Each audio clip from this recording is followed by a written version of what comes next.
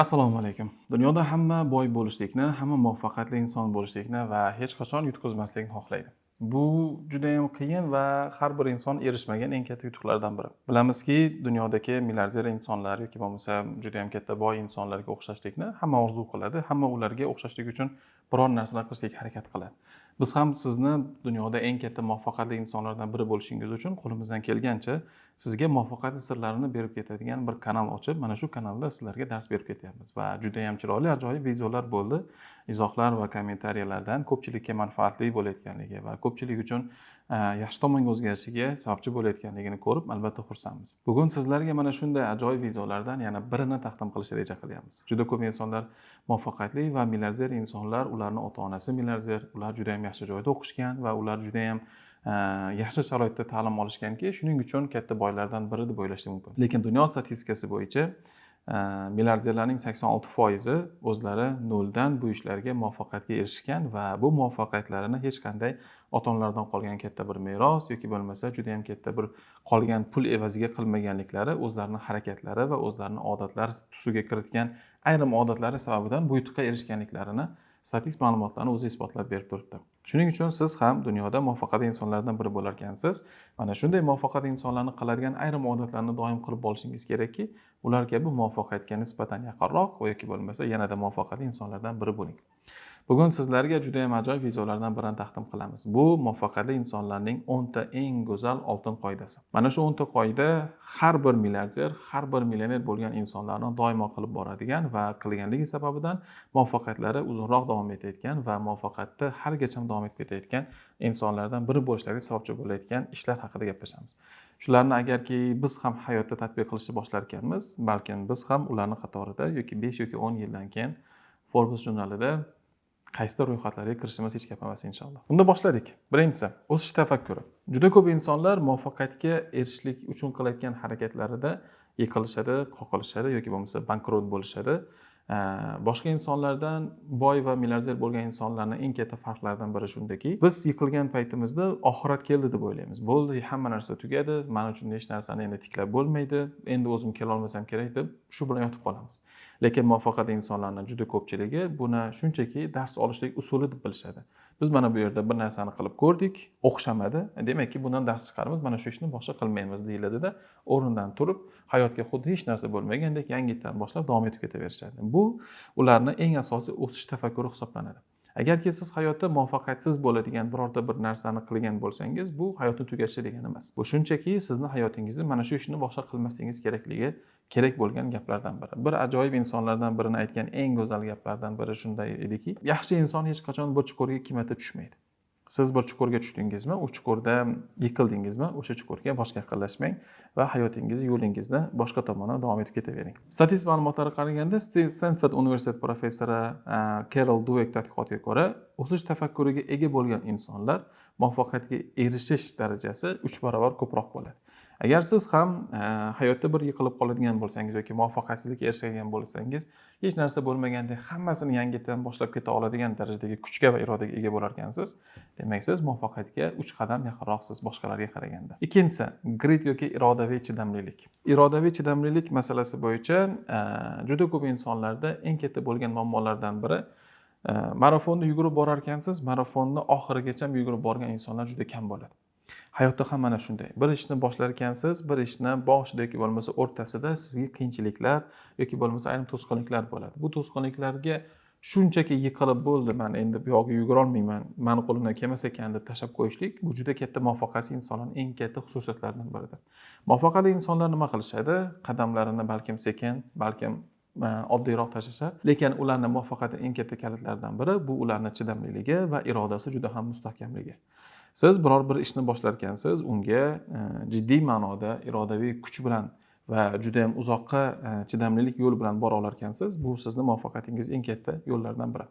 Va shu orada faktlardan biri, Angelina Duckworth o'tkazgan tadqiqotga qaraganda, IQ darajasi yuqori bo'lgan insonlarga qaraganda kuchli grit, ya'ni irodasi va chidamliligi kuchli bo'lgan insonlarda hayotda muvaffaqiyatga erishish va yutuqlarga erishish qobiliyati boshqalarga qaraganda 2 barobar ko'proq bo'lar ekan. Agar sizda ham chidamlilik va irodangiz mustahkam bo'ladigan bo'lsa, demakki siz muvaffaqiyatli va lider insonlardan biri bo'lishlikka boshqalarga qaraganda ancha yaqinsiz.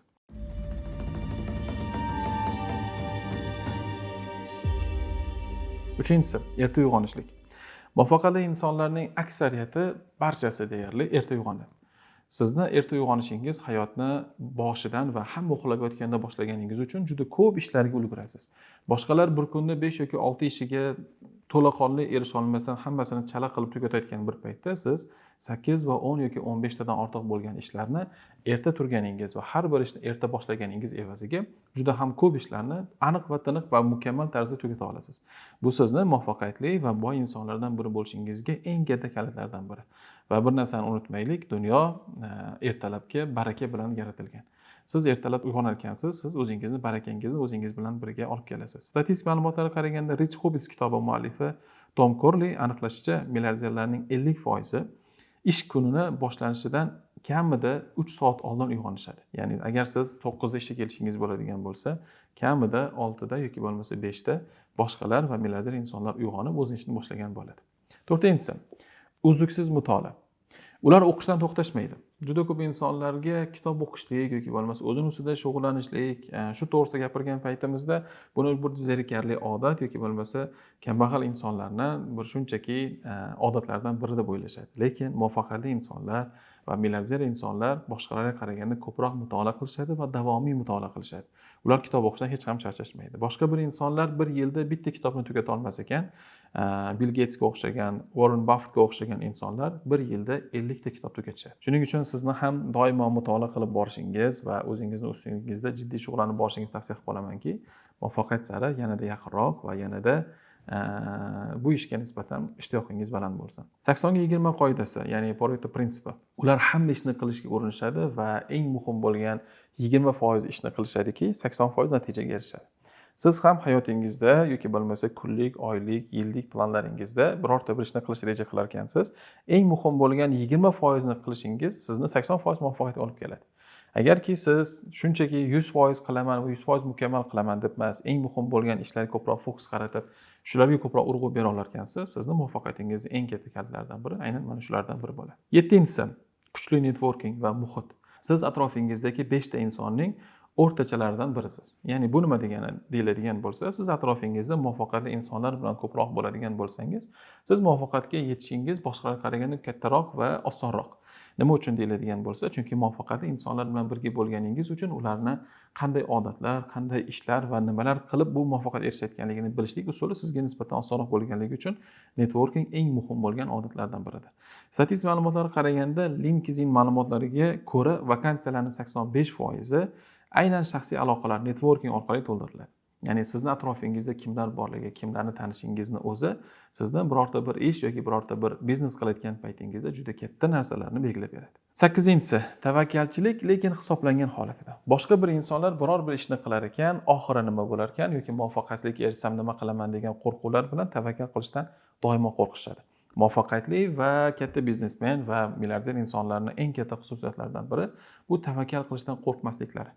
Biror bir narsani tavakkal qilar ekansiz, xomligicha emas, ya'ni biror bir narsani reja qilmasdan emas. Har bir narsani hisob-kitob qilgan holatida va tavakkalni strukturasi va algoritmini tuzgan holatida tavakkal qilishdan hech ham qo'rqishmaydi. Misol uchun pul yonlarida pullari bo'lmasa ham birorta bir katta loyihalarga pul tikish yoki katta loyihalarga birorta bir inson investitsiya sifatida kiritish va bu ishlarni boshlashdan hech ham qo'rqishmaydi. Katta ishlarni qila olishganligi va katta tavakkal qila olishganligi uchun ham hayotlarida muvaffaqiyatlari katta-katta yetib boraveradi ularga. Fakt, Jeff Bezos Amazon asoschisi Amazonga asos solayotgan vaqtida muvaffaqiyatning ehtimoli atigi 30% bo'lgan. Lekin shunda ham tavakkal qila olganki, hozir Amazon eng muvaffaqiyatli kompaniyalardan biri. 9-si, emotsional intellekt, ya'ni o'z his-tuyg'ularingizni boshqarish va boshqalarni tushunish qobiliyati. Juda ko'p insonlarda mana shu bo'yicha muammolar bo'lganligi sababdan ham muvaffaqiyatga biroz uzoqroq ekanligini tushunish mumkin. Faktga qaraganda, tadqiqotlarga qaraganda muvaffaqiyatli insonlarning 80% IQ darajasi yuqoriligiga qaraganda emotsional intellekti yuqori ekanligi belgilab berilgan. Ya'ni bu sizni IQ darajangizga qaraganda his-tuyg'ularingizni boshqarish va boshqalarni tushunish va boshqalarga to'g'ri munosabatda bo'lish oqibatida siz muvaffaqiyatning eng katta kalitlaridan birini amalga oshirasiz. Shuning uchun IQ darajangizni oshirish ham albatta muhim, lekin EQ, ya'ni emotsional intellektni kuchaytirishga ham e'tibor berishingizni tavsiya qilib qolgan bo'lardim. 10-si jismoniy faollik. Sog'lom tana, sog'lom g'oyalar manbai. Siz sport bilan shug'ullanar ekansiz, organizmingizda qon aylanishi va butun hissiyotlaringizni to'g'ri boshqarish, chidamlilik va shunga o'xshagan juda katta odatlarni o'zingiz shakllantirishingiz mumkin bo'ladi. Sport bu shunchaki tanangizni rivojlantiradigan va sizni yanada chiroyli ko'rsatadigan odatlar, usullardan biri emas. Sport sizga yaxshi g'oyalar olib keladigan va yaxshi insonlar bilan o'zingizni solishtiradigan va yaxshi insonlar atrofida bo'lishingiz sababchi bo'ladigan eng go'zal odatlardan biri. Milliarder insonlarning 76% kuniga kamida 36 daqiqa yoki bo'lmasa 30 daqiqa kardio bilan shug'ullanganligi va doimo sport bilan shug'ullanganligi uchun muvaffaqiyatli insonlar qatoriga kirganligi isbotlangan. Shuning uchun siz ham muvaffaqiyatli insonlar va milliarderlar va milliarder insonlar qatorida bo'lishni xohlarkansiz, aynan sportni ham o'zingizning odatlar tarzingizga kiritishingiz va hayotingizdagi eng muhim bo'lgan odatlar tarzida bu narsani ham kiritib borishingizni tavsiya qilgan bo'lardim. Xulosa va yakun. Muvaffaqiyat bu tasodif emas, bu kundalik odatlar yig'indisi. Mana shunday odatlarni hayotingizda tatbiq qilishlik sizni muvaffaqiyatli insonlar qatoriga yanada tezroq kirishlikka yoki bo'lmasa o'zingizning maqsadlaringizga yanada ildamroq va yanada mustahkam borishingiz sababchi bo'ladigan eng go'zal odatlar. Bu 10 ta odatni hayotingizda tatbiq qilishlik sizni qanchalik rivojlantirdi va qanchalik manfaatli bo'ldi va siz muvaffaqiyatli insonlar qatoriga kirib borarkansiz, qaysi odatlar sizni hayotingiz yo'qligi uchun bu narsalarga chekinib qo'yayotganingiz yoki bo'lmasa bu narsani amalga oshira olmayotganingiz to'g'risida izohlarda sizlardan xabar kutib qolamiz va juda ham manfaatli bo'ldi umid qilamiz. Barchangizni bundan keyingi hayotingiz muvaffaqiyatli bo'lishi uchun qo'limizdan kelgancha harakatdamiz. Siz esa buning uchun obuna tugmasini va bizga like orqali xizmatlarimiz va qilayotgan ishlarimizni baholab qo'yishingizni tavsiya qilib qo'ygan bo'lardim. Katta rahmat va qanday yana go'zal odatlarni eshitishni xohlashingiz va hayotingizda bo'layotgan qanday muammolar borligini bizga izohlar orqali bildirib ketarkansiz, biz keyingi ko'rsatuvlarda aynan mana shunday muammolarga yechimlar berib boramiz degan umiddamiz. Salomat bo'ling va hayotda doimo muvaffaqiyatli insonlardan biri bo'ling.